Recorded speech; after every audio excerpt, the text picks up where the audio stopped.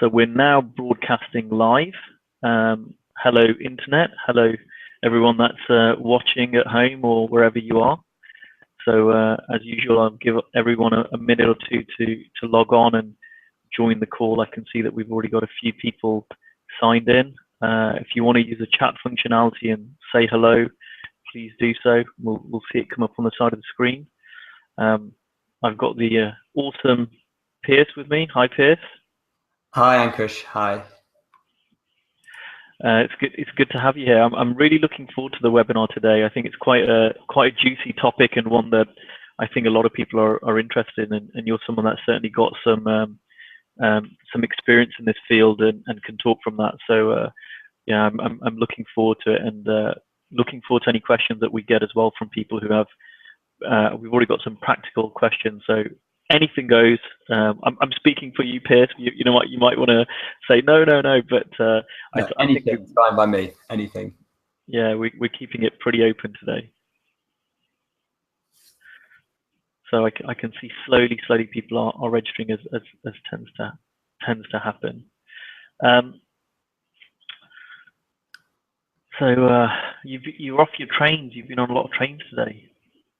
Me, trains? Yeah. Well, only two. It may feel like a lot more, but just two, yeah. But it felt like whenever we were going to talk, I was on a train, yeah. Well, it's good to see you, and glad that we're not doing this on a train, and we have enough connectivity issues. I think we're just going to go and get started, and people will join as they do in the next couple of minutes or so. So we were talking earlier on, and you said that you've been coaching for 16 years, so a little while now, and you've been across the 3 principles in 2010. Mm-hmm. So you've got a mixture of both traditional coaching experience as well as coaching using the 3 principles approach. And have you been coaching in businesses that whole time, or did you transition from one kind of coaching to another type? Yeah, I mean, I used to work in business before being a coach. Then I had a few years out of business. I just wanted to do private client. And then I went back into business coaching in about 2004, 2005. So I had a few years off, and then been business coaching for the last 10, 12 years, yeah. Fantastic. I'm not going to say any more than that. I like to give people an opportunity to really introduce themselves. So for people that don't know who you are, I mean, I've just said, a tiny little bit about how long you've been coaching for, and that you said you come from a corporate background. But is there anything that's really relevant to this webinar, to the people that are listening who don't know you, about who you are and your background? Well, I'll give you just a tiny nutshell of it. So I read law at university, found that a little dry, so I went into marketing and innovation, working for some big businesses. And then I got a little frustrated that all the great ideas we came up with, the business would mess up somehow. So I got interested in the people side of how humans function in business. And I'd always been interested in people, actually. I came across sort of 1999, 2000 NLP and coaching at about the same time. And I got kind of really hooked on that. So I decided, right, I'm going to quit the job and set myself up as a coach. And it was quite early days for coaching in the UK. It was sort of starting over here. I was quite young, but the advantage of being quite young was I didn't have much financial needs. I had no family or mortgage at that point. So I just went for it. And I never looked back, really. So I was big into NLP. And then in corporates, I used to use a lot of other sort of tools and techniques, things like clean language, appreciative inquiry, serious play, clean space, all those types of things alongside my NLP. And I'd work with groups, I'd work with leaders, I'd work with individuals, and do private client coaching as well. I've always loved the variety. 2010, I came across the principles. I'd known Michael Neal since 2003, so he sort of pointed them to me. I saw something, confused me for quite a while, got my head in the way, still do.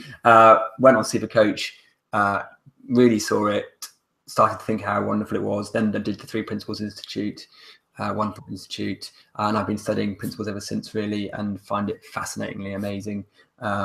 and it's been the basis of my work now for the last properly full on for the last 3 or 4 years. And I spent a lot of that time trying to work out how to talk to businesses about this very powerful, wonderful game changer, but it is also a bit difficult to explain to people, particularly against conventional coaching. So that's my nutshell to date.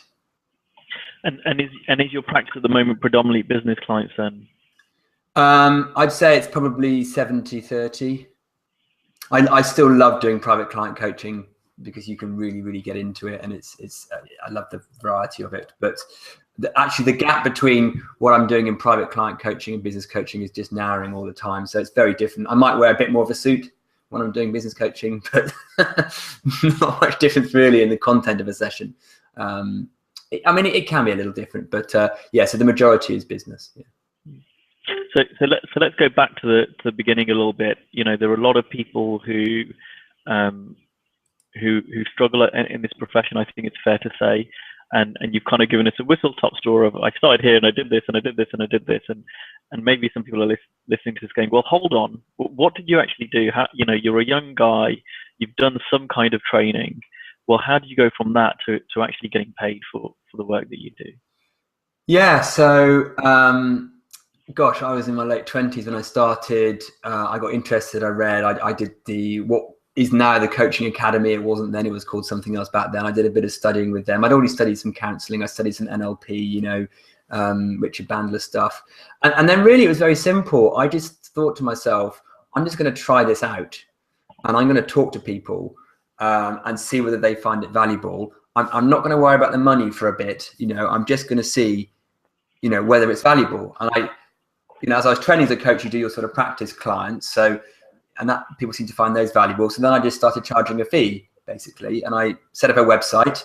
There weren't many coaching websites around back then. So it was really easy to get keywords. And I just started talking to people, coaching, best way I knew how at the time. I remember one of my very first clients was a national newspaper editor, and when she opened the door to me, she looked at me and just said, "How old are you?" And I thought, oh, this is going to be an interesting first client. But you know, I said, that's a problem at the end of our session. You tell us. So I just went for it. I look back now and think, gosh, that was quite brave. And because it seemed to add value to people, I just carried on. And then I just carried on studying and learning as I went. And I learned a lot from my clients. And I got a real variety of clients. There was a time when coaches were told to niche. You've got to niche. You've got to niche. You've got to be a this coach or that coach. And I was like, well, I love the variety because I learn more. So it was a real sort of journey, really. I've never done big kind of marketing campaigns or things like that, apart from having a website. And then recommendation referral really works for me. So it was gentle. I seemed to learn as I went along. And to me, as long as I was adding value to the people I was working with, I knew the money would follow, you know. Now, probably compared to some of my lawyer friends who did law at university, who are senior partners in law firms, yeah, I probably could have earned more being a lawyer, maybe, who knows.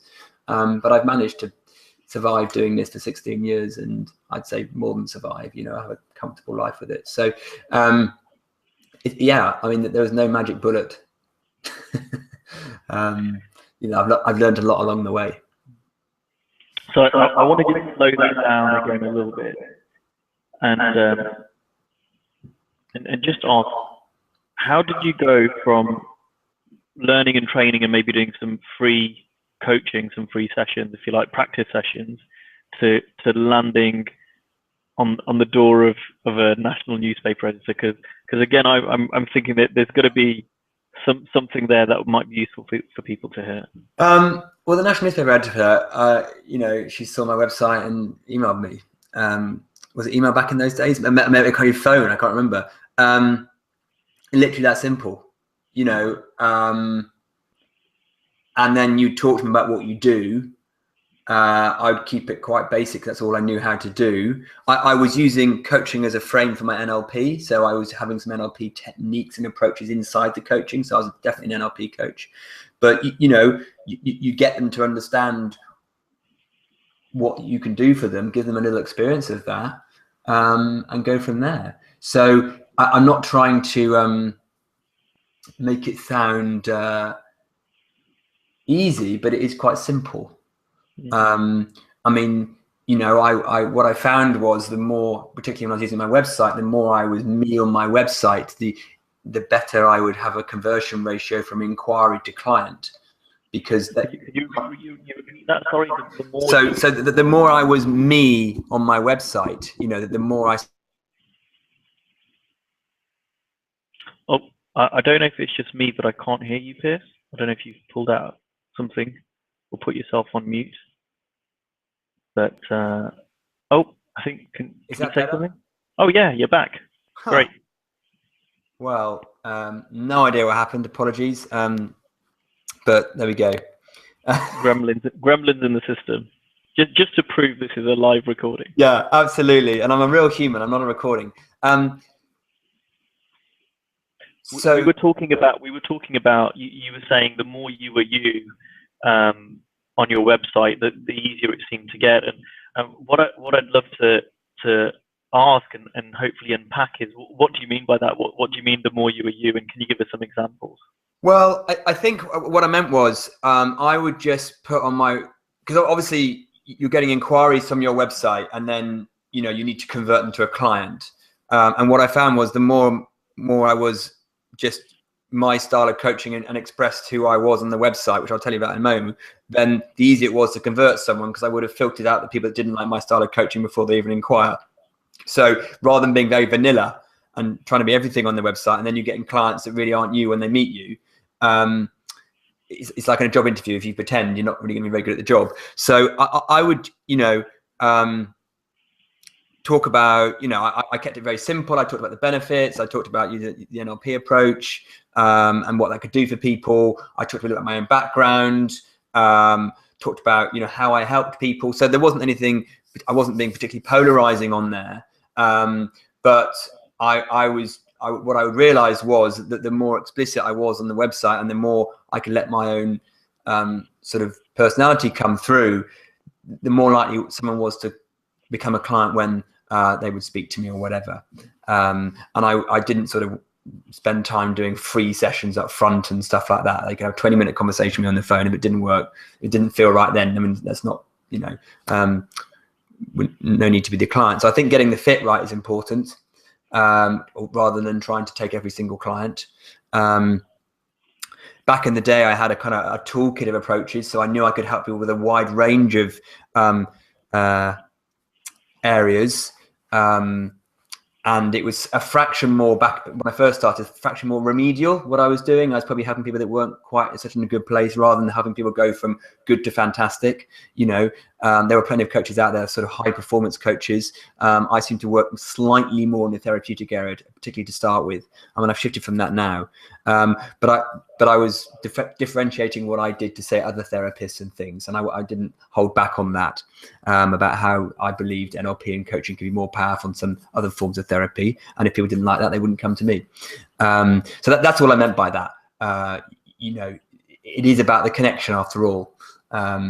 So you're just very honest with someone, and you explain to them how you see it, and then you have a conversation with them, you listen and see where it goes. And I think I didn't niche. So I loved getting the variety of clients. I really thought that was very important. I really enjoyed that, rather than try and push myself down a particular niche. Now, for marketing purposes, I know they say, well, if you have a niche, you've got a tighter segment to market, but I wasn't really doing a very wide marketing campaign. So it didn't really feel like I wanted to do that. Mm. And was there any advertising that you did? Only a bit of web. I was, SEO'd naturally. So I would always be up in the first page for Life Coach London. I have been since I started, really. So I didn't really do any advertising. I do a little bit. I think I partner with a few local gyms and things like that. This is, not for business coaching, but for private client. To get into business, it was quite different. The way I first got into business was actually through private client who also were in business, of course, right? So most people have do go to work, right?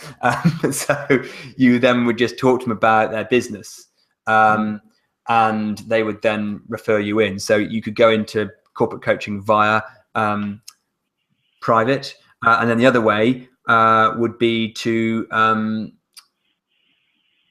start to contact people who you know before who have worked in business, or of course the other way is to start responding to people's requests for coaching tenders and procurement opportunities like that. And I spent quite a few years doing that as an organization. This is a bit later on, providing coaching programs for organizations and things. I mean, that's a very different way of selling than the more private client stuff. You don't get a chance to have that connection because it's a 2D process. I don't do it anymore. I've gone off it, but there was a few years when I did quite a lot of that. I did quite a lot of stuff in public sector with coaching, large organizations. I'm getting a few questions on the side. What I'd love to do is I'd love to explore a bit with Piers, if that's okay, for another kind of 10 minutes or so, and then we'll get to some of the questions that people have. So do hang with us. You talked a little bit about this is how you started and how things have shifted, and you've gone through working with private clients, working procurement processes, using the internet. I know, for example, the internet's changed a lot, and that's changed. You say you don't do procurement process anymore. Referrals are great, but there might be some people who are starting out who haven't got any of that. What would you suggest for coaches who are really new and would love to start getting business coaching clients? Yeah, so I think if you don't have any referrals to talk about, of course, you've got to start somewhere. It's chicken and egg. So it's what I would call the conversation up, the coffee conversation up. So if you can just meet someone who happens to work in business and have a conversation with them, and steer that conversation into them talking about what's going on for them in business or in life, and then talk about what you do as your job. I mean, you can do this in a social event. You can do this, anywhere. They can't help but start to become curious about how you might be able to help. So it's not, I'm saying, a sales tactic, but by having a conversation with someone, you're going to just start talking to them, and they're going to start talking to you, and you're going to do some great listening. And they're actually going to start, without them knowing it, having an experience of coaching, although you're not going to call it that and not going to charge it that. I mean, I moved to Australia for 18 months a couple of years ago. I didn't really know anyone. And I met all my corporate clients, through cycling. So I joined a cycle club. We go for a cycle in the mornings after we had a cup of coffee, lots of conversations going on. I'd be grabbing 5 minutes here with someone that would turn to 10 minutes. I would just be talking to them about their business or their life. They would ask what I do. I would talk about that. And then at some stage, you turn that cup of coffee conversation, maybe after you've had a couple, you sort of invite them to be a client and say, well, have you enjoyed our conversations? I work with people like you. I think I could help with this, this, and this, as you've probably already realized. Do you want to become my client? So, I mean, this is, Prosperous Coach talks a lot about this, but it's very much how it worked for me. So you just talk to someone, connect with someone, they get an experience of what it's like talking to you, even though it's not called coaching to start with. It sounds incredibly simple, and I work predominantly with private clients, but it sounds very, very similar to what I do around meeting anyone anywhere and everywhere. You just don't know, and I loved what you said, getting curious about people, finding out about them. I think that's a step that I know I certainly missed out when I started coaching, which was I kind of came with, this is what I do, and now I need to kind of get you to see this. And I love what you're saying, which is more in line with my own experience as well, which is finding out what is important to the other person and then seeing if what you've got is relevant to them. Now, the other way, of course, you can spin it around. The other way is, right, you mount a campaign and you target L&D and HR directors, or in organizations, you talk to them about, I am a coach, can I come and meet you? You try and get the cup of coffee with them. You sort of pitch your services, because obviously the difference in corporate sometimes is the person procuring the coaching and hiring the coach is not the coachee, right? So being curious about them is still a very fascinating thing to build a relationship with them as the HR or L&D director. But they're looking for different things. They've already probably know the benefits of coaching, or at least think they do. So the questions you're going to get from them are very different to if you're actually meeting the potential coachee.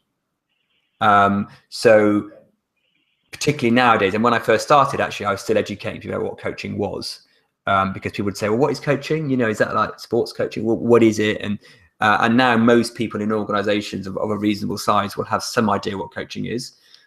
It's still very important to check in with them, whether they mean coaching, whether they mean mentoring, whether they mean skills coaching, whether they mean performance coaching, whether they even mean transformative coaching, which is unlikely, what they mean by coaching. But they're going to have they've almost got a more procurement hat on. So your approach to them is going to be a little bit different. I mean, it still should come from deep listening and your grounding, of course, but it's a slightly more pitch, if you like, because that's how they operate sometimes. I mean, ideally, I'd like to get them out of that environment and not make it a pitch and a beauty parade where they're seeing 5 providers and they're going, well, so-and-so charges that and you charge that. Why do you charge? You really want to get out of that space, but sometimes we're in it. I mean, I'd much rather go in directly to the business than via the HR L&D, if I'm honest, because they're going to buy on value. They're going to buy on what they experience rather than buy on what our checklist. So I was just giving the other side to it as well. Yeah, that's really valuable. Is there a difference between, because we're talking about business coaching clients, and that's so wide, and it sounds like you've got a lot of experience in corporates and large organizations. Is there a difference between coaching small business owners and corporates? Yes. Yeah. So small business owners is really like private client. So you want to go straight to the top guy, and it might be an owner managed business. There might only be 20 of them, so that's not difficult. And you do the conversation up approach.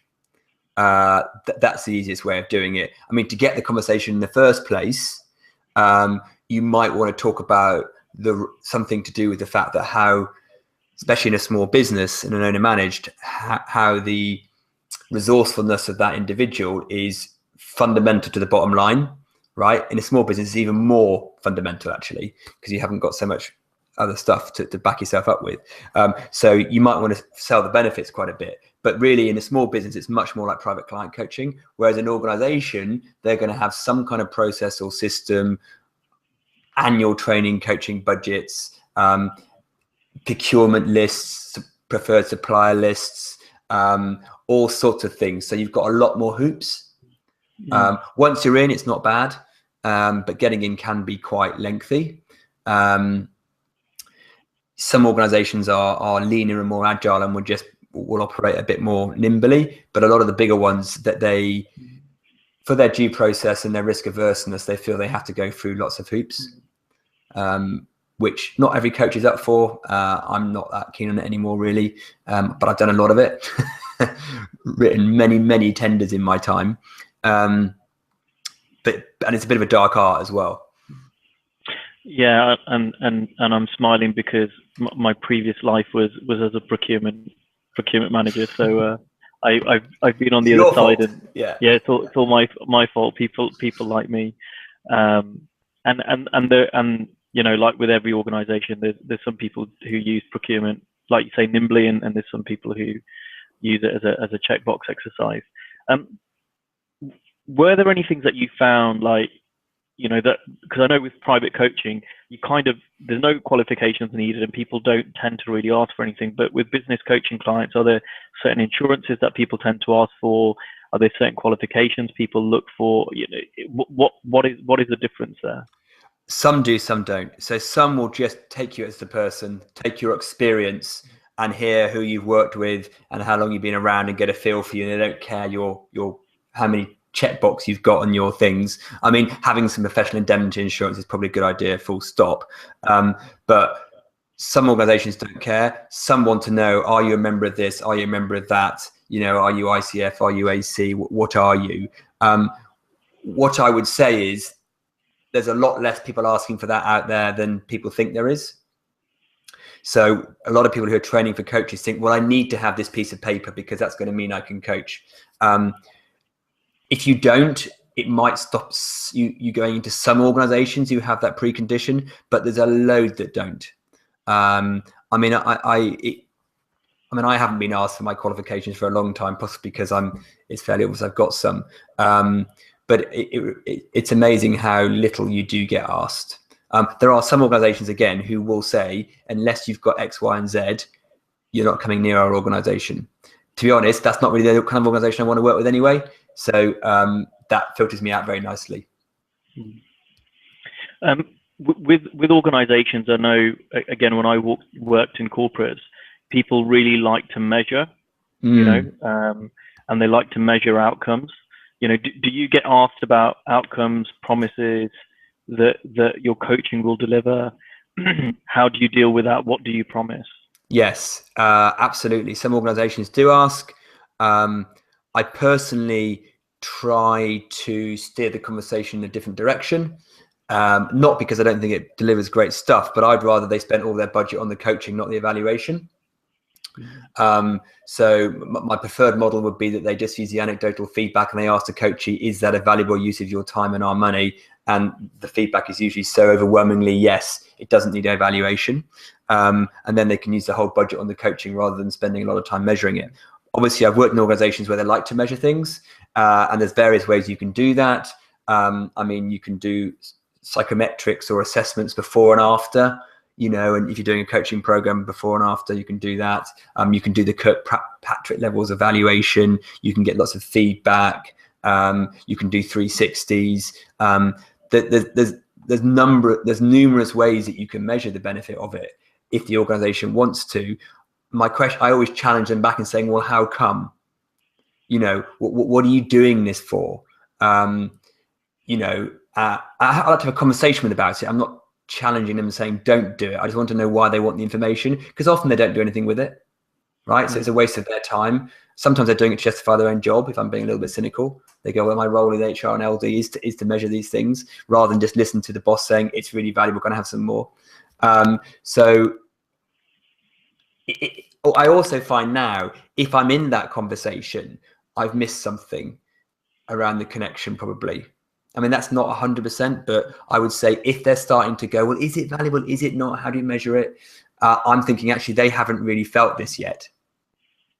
Because what I'd rather have, what I'm more with the 3P coaching, you get a position where they don't quite know what's going to happen when they hire you, but they know something is, right? And they'll just go with it.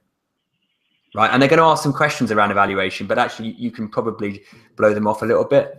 I don't mean blow them off in a disrespectful way, but you can just get them to trust it.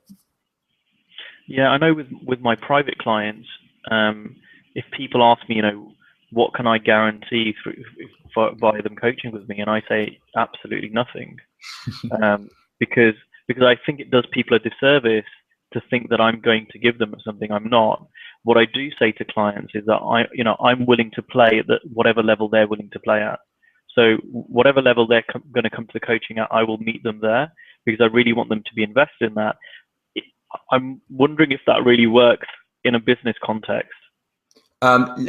Probably less so, to be honest. I mean, you might have that conversation with your coachee once you're in the first session, right? So you've got through the procurement, you're in there. You know, I'd have that kind of conversation. Wouldn't quite use that language necessarily, but I would, that kind of thing. But when you're in the procurement phase, you know, I'm not going to make any guarantees about anything because there's too many variables. But I've definitely talked about what I think will happen as a result of this and what changes they'll see. But I'm not putting any kind of guarantee on it. I mean, what I have done in organizations around with the principles is done risk reward on outcomes. If there's a business outcome, you know, it's the right kind of metric, then, and you're working with the business group, go, actually, okay, well, if you save that much money, we'll take a slice of that. If the metric's visible enough. But I think, you know, any organization that would go too far down that line, I think that they're missing something somewhere in the value of this, because a lot of the value of this, you know, is qualitative. You know, it's difficult to actually It's like that famous quote Lord Lever said about advertising. I know half my advertising uses, but I don't know which half. Yeah. And I think you can probably say the same with a little bit of coaching, you know. But when the magic does happen, it's transformative. So was that because you did 6 sessions, not 4? Who knows? So I'd love to open it up to people asking questions. Anything you want to ask. I've been kind of watching the chat box. I've tried to weave some of the questions that have come into the conversation naturally. I'm going to ask one more question than I've got, but in the meantime, if you guys want to type away and send something through, then we can make things really relevant to you guys. So you talk about 3 principles. I know you're a 3 principles coach. This is recorded for the coaching using the 3 principles group, as opposed to just generally how to get business coaching clients. What's the difference between coaching that you were doing before and coaching using the 3 principles? Not in terms of content, but in terms of, you know, how to create clients, or is there a difference? Yeah, I think there is. Nowadays, most organizations, if we're talking about corporate, most organizations have an understanding of coaching. So the category is established. It wasn't 10, 15 years ago, but it is now. So you know that they think they know what they're buying when they buy coaching. Now, what they don't know is what a 3P coach is going to do. So the first thing you have to do is educate and explain to them how different this is. Although it might look and sound very similar to conventional coaching and other things, how different it is. So you're really starting from the beginning, after you've connected with the person and listened to where they're at. You're really educating them as to what the principles are about. I don't mean the content of here's mind, thought, and consciousness. I don't mean anything like that.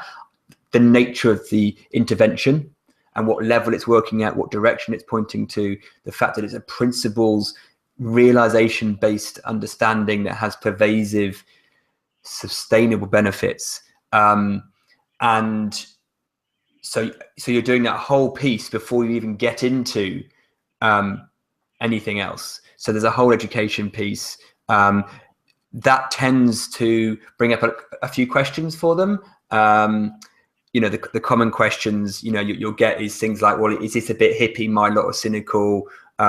I want something more practical. How do you apply it to X? We've already done something like this, haven't we? Isn't it mindfulness? You know, and it's starting to get answers to those questions that make sense to you, because you'll find you get them again and again and again, and then you'll start to actually inoculate them in how you present what's different about it. So I'd say one of the key differences between selling in 3 principles based coaching and conventional based coaching is there's an education piece to do about what it is, and of course the benefit is of a different league in my mind. It really, really is. Now they're going to take a pinch of salt when you say that, because I think, well, of course you're going to say that, but it's really pointing them to what this is doing, how it's actually different yet complementary to other things, and helping them see the scale of that, or the scope of that. So I would say it is very different to selling something that they kind of know about already, which would be conventional coaching.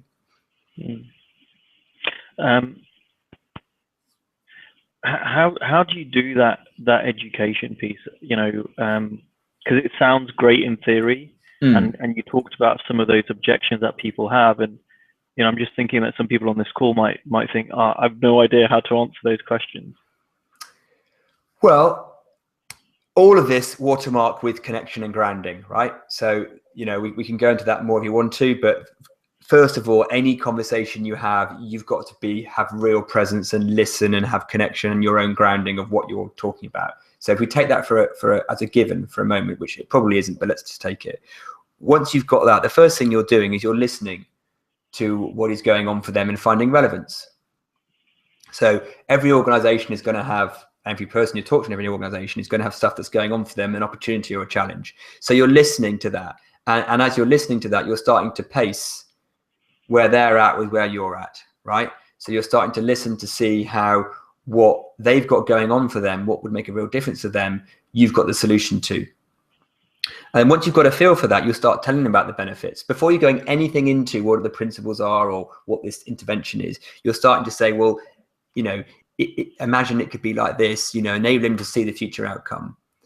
And only then are you really going into why this three principles thing, or whatever you're going to call it. Obviously you don't have to use the words three principles, is going to get them to there differently and in a more powerful way than anything else, right? So you're hearing relevance, you're pacing them, you're showing them the benefit, then you're going into the why this, and then the reasons to believe why this, and then really, if you've done all that really well, and it's a conversation, it's not really a linear thing, although it's slightly linear. It should then less be about inviting them to go for it, right, and doing the logistics. If you've got those bits right. I know you've done some work with Ken and Robin and the Insight Principles guys who do a lot of work in business.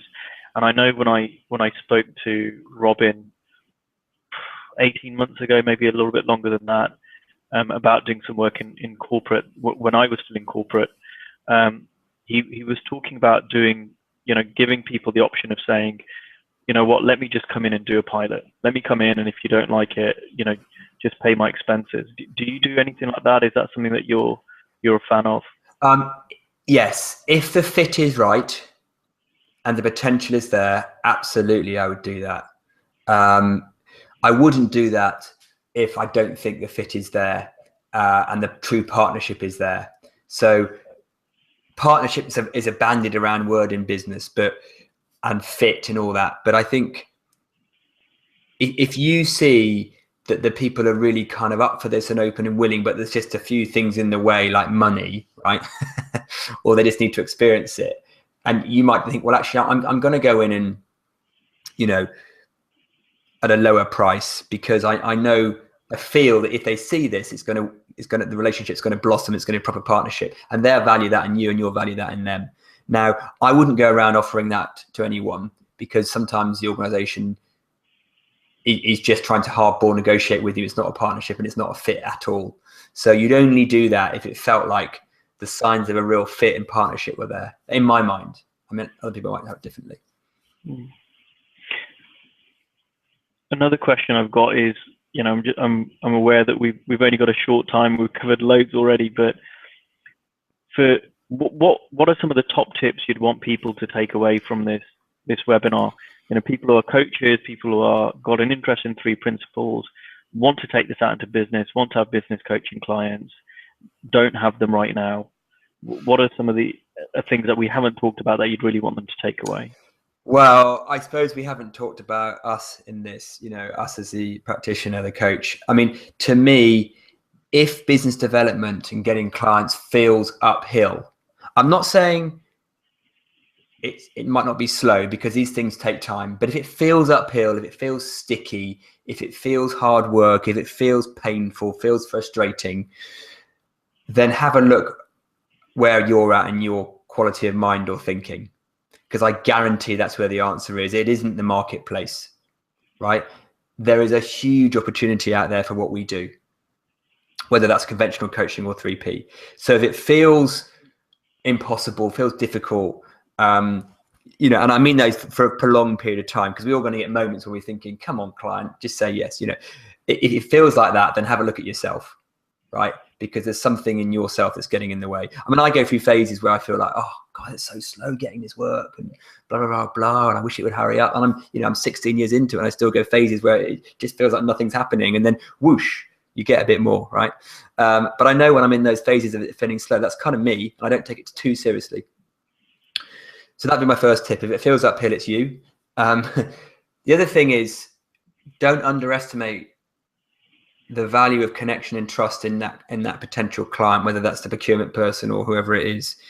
There's almost like a travelator, those fast forward things you get in the trust travelator. It's almost, once you get that connection, magical things happen. So it's very odd. If I think of the biggest programs I've sold in, there wasn't a lot to it. Something just happened where they went, yes, we want that. And it didn't feel as painful as some of the other ones, because obviously there's some kind of connection, and it kind of zinged for them and it zinged for me, and off we went. And I've been in danger of the past of just banging my head against the same wall where really they're not up for it. They say they are, but they're not. So if you're not feeling you're getting that connection and fit, look at yourself and then maybe just back off it, because if you are getting it, it will zoom forward a little bit. The other thing I'd say as a tip, if it doesn't feel like, if you're getting lots of questions back and lots of resistance, check that you've actually checked that the relevance of this to them. So it's very easy for us to take for granted, particularly with the principles, of how wonderful this understanding can be. And you just assume every organization needs it. And they probably do, actually, right? To be honest. But they may not see that. So you've got to check relevance. You've got to go back and go, hang on, are they seeing what I think I've told them? Or have I heard recently what they're seeing? And just go back and check. And if it doesn't feel like it's going particularly well, just go, what do you think I'm offering? Right? Let's just check back in again, because it may have got a bit noisy. Last tip, I would say, there's a genuine piece around timing. Not all organizations are up for buying coaching at every moment of every day. They go through phases, and they might say, oh yes, we are interested, come back later. Sometimes they don't mean that at all. Sometimes they genuinely mean that. So it does take time. I think people generally underestimate how long it takes for things to happen in business. That's just my take on it. Maybe it's just my perception versus theirs. So give it time, give it space, sow lots of seeds. Some will bloom, some won't, but put more seeds out there. But develop the ones you want, let the other ones go if it doesn't feel right. Do people need a network? So again, there might be someone listening to this and saying, like, I used to work in corporate, you used to work in corporate. Well, it's right for Piers and Ankush. They have networks. They had networks. Is that really important, or could someone start absolutely from scratch, not really, or think they don't have any networks and still get business coaching clients? Oh, you don't need one. It would just take a bit longer, is my view. Right? So it can give you a head start. The downside of having a network, for a lot of people who have transitioned into coaching, they know you for what you were, not what you are now. Right? So they don't really think you're a coach at all, right? Because they know you from before, and you go, I'm doing something new now. What are you doing? Really? Are you? Right? Whereas at least if you're coming in fresh, you're a fresh person. So you don't need one at all. Does it help? Yes. I would say yes, it does. Because you've got somewhere to start. But like when I went to Australia, I didn't know anyone. I knew a family member, right? And I just met people. Have cups of coffee with people. Didn't have a network, got one. And what about business knowledge? So, and I've heard different schools of thought. I've heard some people say, no, you don't need anything, and you come in fresh. And I've heard other people say, well, it's quite valuable to understand the language that corporates talk or businesses talk in, understand what their challenges are. What's your view on that? I think it is useful. 2 levels. Credibility wise, it's helpful, right? Particularly some professions think you can't possibly coach me unless you've been in this industry. They're wrong, but that's what they think. So it does help, right? So credibility wise. Ability wise, it helps and hinders, right? So it helps because you understand their world. You can meet them at where they're at a bit quicker. They're going to have a feeling of rapport with you quicker, maybe because they think you get their world. Whether you do or not actually is another point, but they think you do. Where it can hinder is you've got more thinking about it, right? So you think you kind of know what they're at because you've been there and done it, and you're projecting that onto them. But if you have an understanding of how thought works, I think having business experience is a real asset, because you don't let it carry you away, but then it does help you meet people where they're at. So I would say it's useful. Is it crucial? Can you not do it without? Of course you can. But is it helpful? Yes. Okay. No, that's a very practical answer and really helpful. Again, if you've got any questions, for Piers or myself, please do use the chat functionality and send them through. And we've got about 10 minutes or so left, and we can send them through. Nikki says, I really like what you're saying, Piers. I really got this from you, Ankush, initially, just how valuable it is to really get to know someone and how natural it states to become in offering them coaching. I'm still playing with this, but I'm finding it works so much better than marketing. So yeah, that really comes across. It doesn't sound like you're doing a marketing approach at all. Arthur says, this was really, really good. Thanks, Piers. Something clicked. Thanks, Ankush. I'll let you know. I'll be listening to this recording again twice. So thanks for that, Arthur. One tip that I know, I don't know if people have watched the interview I did with Bart Luce. He talked about a client of his who was an HR manager, and all she did was send handwritten notes to everyone in her network who was in business, just to say, I'm moving from HR, I'm moving to be a coach. If you'd like to have a conversation about what my new venture is, I'd love to do that. And she ended up with a great practice after about a month or two or something like that. Yeah. I think, you know, it can be as simple as that. You know, you talk to people and say, I've got something interesting to share with you. You know, people from your past, I've got something interesting to share with you. Can we have a cup of coffee? Can we have a meet up? Can we have a conversation? You know, you do that to enough people, some people are going to say yes. You know, you might want to say a little bit about why it might be valuable for them, so that they know why to prioritize their time. If you've got a strong enough relationship with them, they just meet them because they like you. But for people who are maybe second degree connections, it might be just worth saying a little bit about why you think it's going to be valuable to them. And you can make that a little bespoke, given what you know of that person. But it can be that simple. And especially now with things like LinkedIn and email and whatever, you know, not everyone checks their LinkedIn and their emails, and you might go into their spam, but hey, put enough out there and some people are going to say yes. It's not you know, it takes some time, and it may not happen quick enough for some people, but it's a solid approach, I think. Great. Well, thanks a lot, Piers. We've got no more questions come through. So I'll give you guys another 30 seconds or forever hold your peace. I really enjoyed this today. I learned a lot from it. I think this was a really practical conversation that we had around creating business coaching clients. If people want to learn more about you, if they want to see what this website is that you've got, if they want to connect with you, what's the best way that they can do that? Well, I've got a few websites. One is makingchangework.co.uk. That's the one I sort of use in corporates. Makingchangework.co.uk. Feel Happy Now, www.feelhappynow.co.uk is my private client one. And then I have another one, which is sort of more general me, which is piersthurston.com. So, you know, I have different websites because I target different people with them.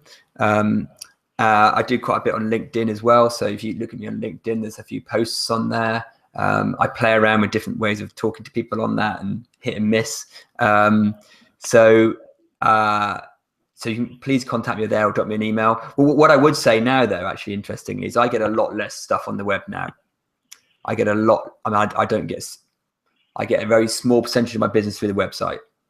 I used to get loads. I think there's so many coaches out there now who are doing more conventional coaching, and people that are searching are generally, I mean, if you look at the keywords, the 3 principles and things, it's very, very small. So when they come to my website, they're going to go, well, what the hell is this guy on about? So it's not quite there yet. I think it will be. But for conventional coaching, it's still a great way of doing it, I think. Okay, fantastic. Well, it's been a pleasure talking to you, Piers. This will go up, so people will be able to watch this on the replay as well. I'll post this in the group. But yeah, it's been an absolute pleasure having you here. Well, I hope it might have been just a little bit helpful for a few people. So I'm always happy to help if I can. So I wish you the best of luck with anything, and please contact me if anyone wants any more questions or anything. Very happy to help. Thanks a lot.